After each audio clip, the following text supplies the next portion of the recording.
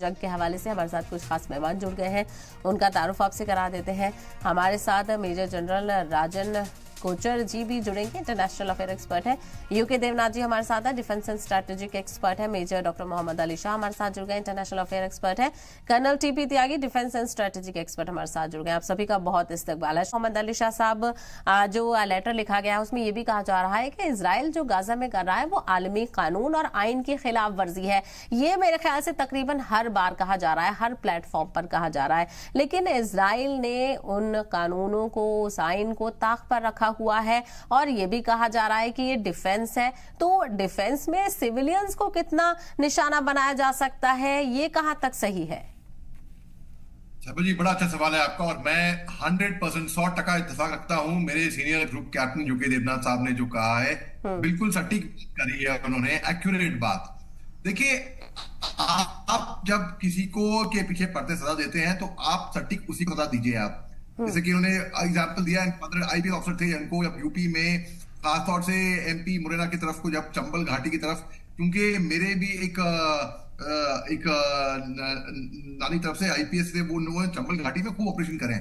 तो बिल्कुल सही बोला उन्होंने कि पूरे पुलिस कर्मचारियों को हुक्म दिया गया था कि डाकुओं को कुछ भी करो, आप उनके परिवार वालों को, सिविलियंस को, निर्दोष को, मासूमों को और मजलूम को कुछ नहीं होना चाहिए। यहाँ पर तो मजलूम कुचले जा रहे हैं,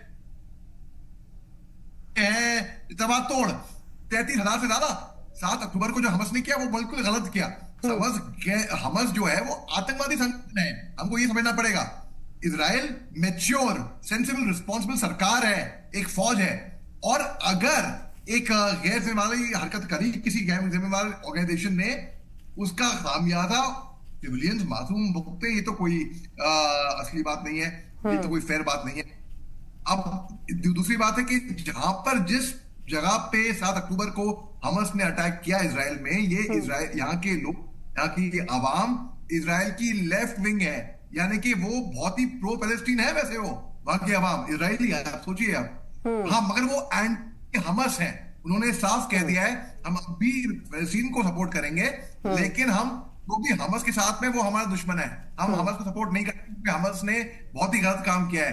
तो इससे ये दर्शाता है कि जो हमस जो है वो फलस्तीनियों का भी नहीं है। अच्छा, फिर आपने की जो अहम बात करी आपने जर्मनी वाली, जर्मनी, देखिए जर्मनी ने हथियार तो दिए इजराइल को, अमेरिका ने भी दिए इजराइल को हथियार। अब बात ऐसी है, निकारागुआ जो केस है, यहाँ पे जेनोसाइड का इल्जाम लग रहा है। अब देखिए, जब आप आग में घी डालने का काम करेंगे, आप अपना इंटरेस्ट देख रहे हैं, आप हथियार सप्लाई, आप बिजनेस का कारोबार, आपको पैसे मिलेंगे, आपको बिजनेस सप्लाई होगी, डिफेंस डील्स बनेंगी आपकी, इसमें बिल्कुल, इसमें काफी जिम्मेदारी आपकी भी होगी काफी हद तक, क्योंकि आप आग में घी डाल रहे हैं। आपको वो कार्रवाई रोकनी पड़ेगी ताकि डायरेक्टली इनडायरेक्टली जो आपके एक्शंस हैं, इससे आगे की कार्रवाई ना हो। और यही बात मैं कहता, अगर, जैसे कि मैं आपको बताया, अगर ये इजराइल में होता है ऐसा कुछ, तब भी मैं निंदा करता। तो बात अरब की या यहूदी की नहीं है, बात केवल इंसानियत की है। बात केवल, दिल दुखता है देखिए, यहाँ पे भी इंसान, चाहे किसी मदद के हो, क्षेत्र के हो, रीजन के हो, कहीं से भी हो, इंसान, जब इंसान के खात्मे होते हैं, इंसान क्यों, जानवर के, जब जानवर को मरते हुए देखते हैं, हमको भी दुख होता है जानवर पे भी। यहाँ तो इंसान मारे जा रहे हैं भाई। और जो केस, जैसे निकारागुआ केस है जर्मनी के ऊपर, जो चिट्ठियां लिखी गई हुई हैं मिनिस्टर से, इजराइल को सपोर्ट अब नहीं करना चाहिए, काफी हद तक मेरा मानना है, क्योंकि 33,000 से ज्यादा बहुत बड़ा आंकड़ा है। बिल्कुल, बहुत बड़ी तादाद है और जिस तरह के हालात है वो एकदम तबाही की तस्वीर है। मोहम्मद अली शाह साहब, जिस तरह से यूके देवनाथ जी ने कहा कि अमेरिका का खासकर यहाँ पर जिक्र किया गया, अमेरिका ने भी हाल ही में देखा था कि कितने बड़े पैमाने पर हथियार सप्लाई किए थे। ये भी कहा जा रहा था कि ऐसी चर्चाएं थी कि अरे तुम नाराज क्यों होते हो, तुम हथियार ले लो। तो ये भी अमेरिका के दोहरे रवैये को लेकर चीजें मिल रही है। क्या अब जर्मनी का भी दोहरा रवैया है? एक तरफ वो कह रहा है कि जंग रुकनी चाहिए, दूसरी तरफ 10 गुना ज्यादा हथियार सप्लाई करता है। जी साहिबा जी, देखिए मैं कोट करता हूं रियाद मंसूर, जो कि पैलेस्टीनी एम्बेसडर हैं टू यूएन। उन्होंने कहा, इन्होंने 2011 में एप्लीकेशन दे रखा है यूएन ज्वाइन करने का, लेकिन वो एप्लीकेशन अब तक रुका हुआ है अब तक। अब दोबारा उस केस को जारी करें, तो वो कुछ एहसान नहीं मांग रहे हैं, एक बस इक्वल राइट, बराबर की राइट, ताकि वो भी शामिल हो सके, उनका भी कुछ एक ग्लोबल प्लेटफॉर्म पे एक से हो सके वो। हाँ। दूसरी बात है कि अभी दोबारा जब तबादुल हमले हो रहे हैं, यहाँ पे इजरायली वॉरप्लेन्स ने बॉम्ब की थी एक काउंसिल बिल्डिंग जो कि सेंट्रल गाजा के मगाजी कैंप के ऊपर है। यहाँ पे 7 लोगों का खात्मा हो गया था, इंक्लूडिंग मेयर का, वहां के मेयर का। तो ये उनकी गवर्नमेंट मीडिया ऑफिस की रिपोर्ट के मुताबिक ये स्टेटमेंट आया था। फिर हमास ने एक प्रेस स्टेटमेंट भी जारी किया था जिसमें कहा था कि वो प्रपोजल, जो पीस प्रपोजल है, जो सीज फायर प्रपोजल है, उस जो कि कायरो आ चुका है, जो कायरो आ चुका है, वहां उसको स्टडी कर रहा है।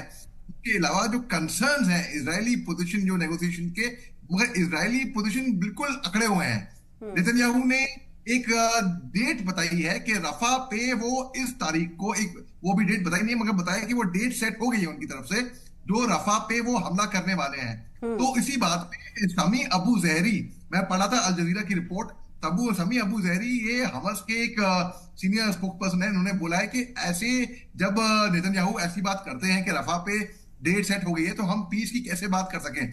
फिर 16 और डेमोक्रेट्स ने एक चिट्ठी साइन करी है जिसपे यूएस प्रेसिडेंट जो बाइडेन को बोला है कि जो ट्रांसफर, जो हथियार देते हैं अमेरिका, वो होल्ड करें, नहीं तो फिर बहुत आगे बहुत खराब होने वाली है। तो अमेरिका एक तरफ से दोहरी बात भी करता है, और क्या जर्मनी भी दोहरी बात करता है? जी हाँ, ये बिल्कुल जो हथियार सप्लाई कर रहा है इसराइल को। इसके अलावा जो सिविल डिफेंस वर्कर्स हैं, उन्होंने बोला कि 84 बॉडीज, 84 लाशें रबल में पाई गई खान यूनिस में, जब इजरायली ग्राउंड ट्रूप्स ने विड्रॉ किया था वहां से। अब जब इजरायली ग्राउंड ट्रूप्स विड्रॉ कर रहे हैं तब 84 बॉडीज वहां पे, लाशें वहां पे मिल रही हैं।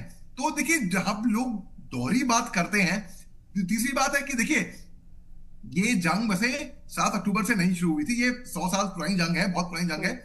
और अगर इसको कोई जस्टिफिकेशन है ही नहीं। जहां पर भी इंसानियत का खात्मा होता है वो वहां पे किसी का भी, किसी भी पक्ष किसी का भी हो, कोई इसमें जस्टिफिकेशन है ही नहीं। दूसरी बात कि भाई, एक और बात, जो अल अक्सा मस्जिद में जो हुआ था, जो बहुत रमजान के पिछले साल बहुत गलत हुआ था वहां पे जेरूसलम के अंदर।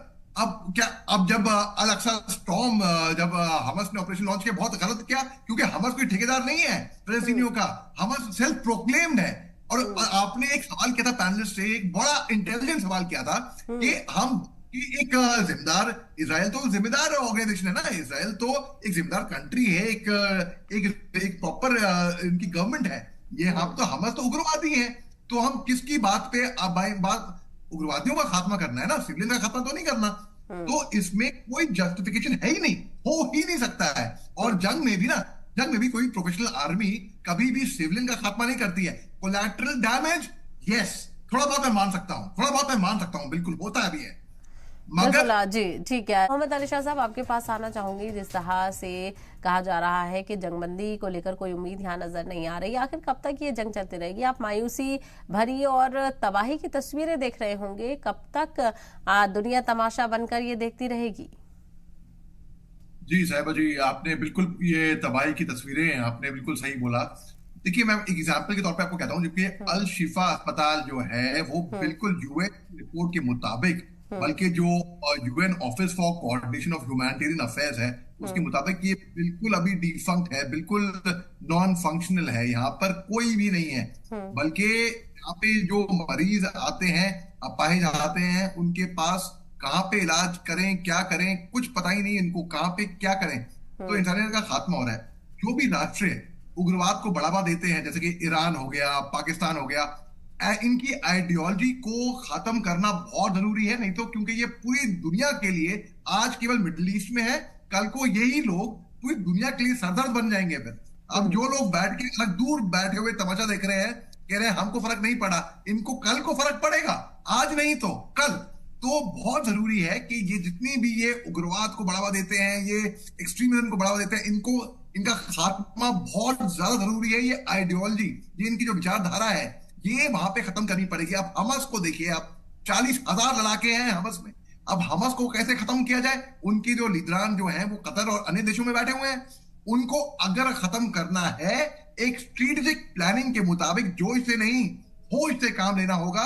और जोश में क्या है, आप निर्दोष मासूमों को, खवातीनों को, आप बुजुर्गों को, आप मजलूम को आप कुचल तो दोगे आप, मगर जो असली गुनहगार है, क्या हम उसको हम सजा दे पा रहे हैं? हमको ये देखना पड़ेगा रायबा जी। बिल्कुल